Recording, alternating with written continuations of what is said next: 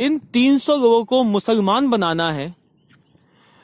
मुबारक शाह ने अनुमति दी और उसके बाद उन्होंने दिल्ली के अंदर शासक की हत्या कर दी। पर्पल बूट के एक्सप्लोर द अनएक्सप्लोर्ड में आपका स्वागत है।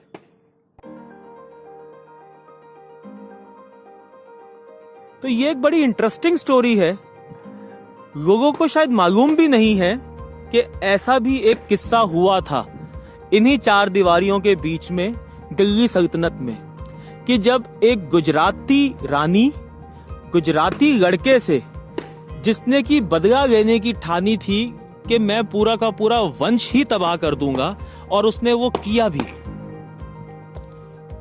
अलाउद्दीन खिलजी ने 1298 या 96 या 98 के बीच में जब गुजरात फतेह किया, तो उसने जब राजा को मारा तो राजा ने एक कसम ली अपने हिंदू प्रधानमंत्री से कि तुम खिलजी वंश का नाश करोगे। मैं नहीं कर पाया और मैं लड़ाई में हार गया, उसका बदला तुमको लेना है। और ये बात हसन ने गांठ मार ली, और वो बेचारगी दिखाते हुए, टेक्निक लगाते हुए, वो अलाउद्दीन खिलजी के कैंप में घुस गया और इस्लाम कबूल कर लिया। ऐसे वक्त बीतता गया और 1305 में हसन खां ने या खुसरो खां ने अपने भाई को भी बुला लिया, और इन दोनों ने प्लानिंग के साथ कुतुबुद्दीन मुबारक शाह, जो कि अलाउद्दीन का छोटा बेटा था, उसके साथ साठगांठ की और उसके खास बन गए।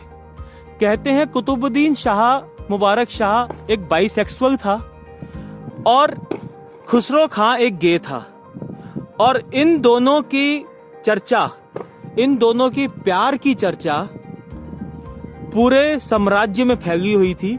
और यहां तक भी कहा जाता है कि ये लोग दरबार के अंदर ही लव मेकिंग किया करते थे। हसन खां, उसका भाई, और कुतुबुद्दीन मुबारक शाह, अलाउद्दीन खिलजी का बेटा। यहीं एक दूसरी भी कहानी चल रही थी उसी समय, देवाग देवी की। देवाग देवी गुजरात के राजा करण सिंह की पुत्री थी।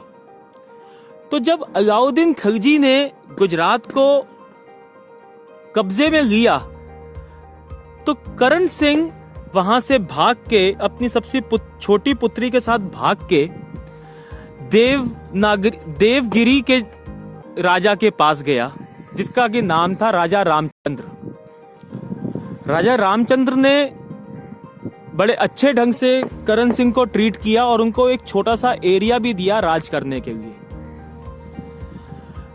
इस बीच में अलाउद्दीन खिलजी, क्योंकि करण सिंह हार गया था और भाग गया था, तो अलाउद्दीन खिलजी ने करण सिंह की बीवी, राजा करण सिंह की बीवी कंवल रानी को अपनी बीवी बना लिया। और कहते हैं कंवल रानी अपनी मर्जी से अलाउद्दीन खिलजी की बीवी बनी। इधर कंवल रानी ने अलाउद्दीन खिलजी से कहा कि मेरी बेटी दिवाल देवी का विवाह आपके बड़े बेटे खिज्र खां के साथ करवा देते हैं। तो कहते हैं अलाउद्दीन खिलजी ने मलिक काफूर को आदेश दिया कि किसी भी हाल में देवाग देवी को उनके सामने लेके आया जाए। इधर देवगिरी में, जहां पे करण सिंह और उनकी बेटी देवाग देवी रह रही थी, वहां के राजा रामचंद्र ने अपने बेटे की शादी की इच्छा जाहिर की कि आप अपनी बेटी का विवाह, क्योंकि बेटी इतनी खूबसूरत थी, उसका विवाह आप मेरे बेटे से कर दीजिए। तो राजा ने आपत्ति जाहिर की तो रामचंद्र जी ने कहा कि आप अपने बेटी की शादी मेरे भाई से कर दीजिए, क्योंकि भाई उस समय ताकतवर, बलवान और नामी था। अब ये 3 कहानियां एक ही समय पे साथ साथ चल रही हैं। उधर खिलजी खां अपनी ताकत हासिल कर रहा था धीरे धीरे, इधर देवाग देवी जो कि बाप के इशारों पे है, या तो इससे शादी कर लो या उससे, और इधर अलाउद्दीन खिलजी जिसका कि दिमाग चल रहा था कि मैं अपने बेटे का विवाह देवाग देवी के साथ करूं, लेकिन इसमें जीत होती है अलाउद्दीन खिलजी की।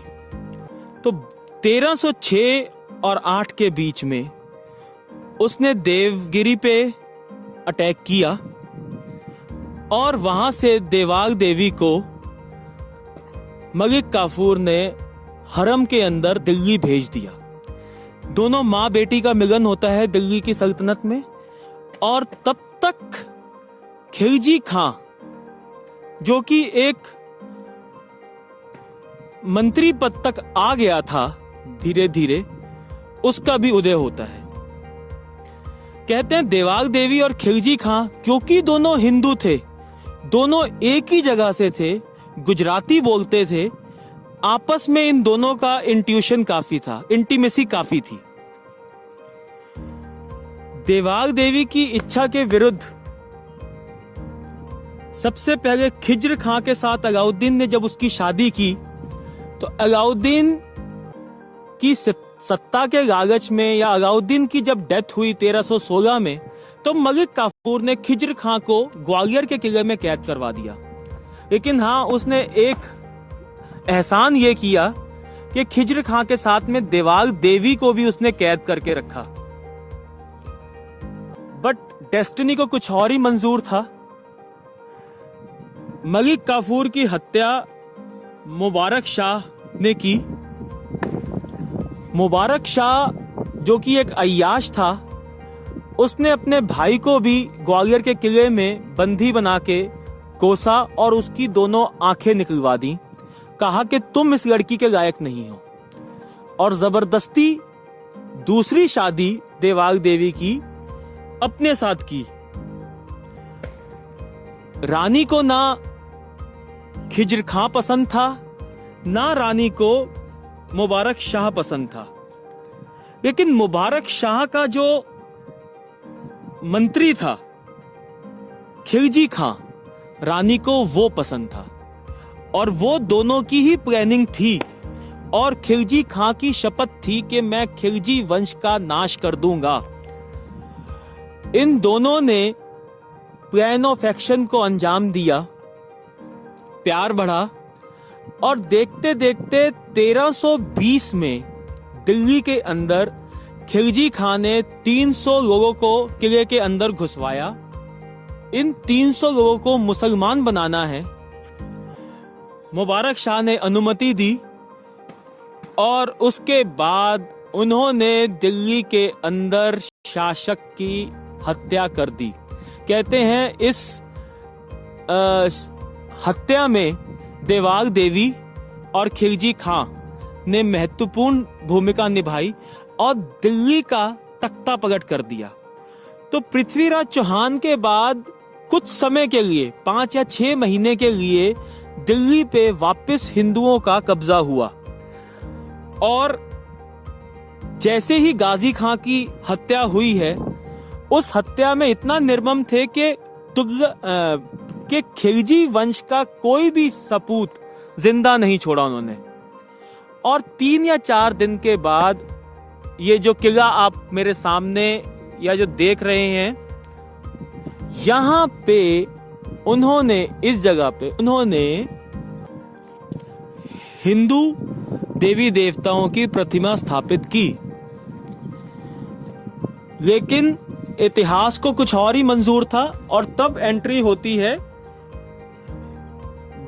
गाजी खां की, क्योंकि गाजी खां का बेटा जूना खां मोहम्मद बिन तुगलक उस समय उस दरबार में मौजूद था कि जब खुसरो खां ने तख्ता पलट किया। तो जैसे ही उसको पता चला, उसने अपनी जान बचाई और साथ में क्योंकि वो निजामुद्दीन औलिया को काफी मानता था और कहते हैं जिस समय तख्ता पलट हुआ तो वो निजामुद्दीन औलिया के पास ही गया हुआ था। तो उसने वहां से एक चिट्ठी भिजवाई अपने पिता को कि पिताजी आप फौरन दिल्ली आइए।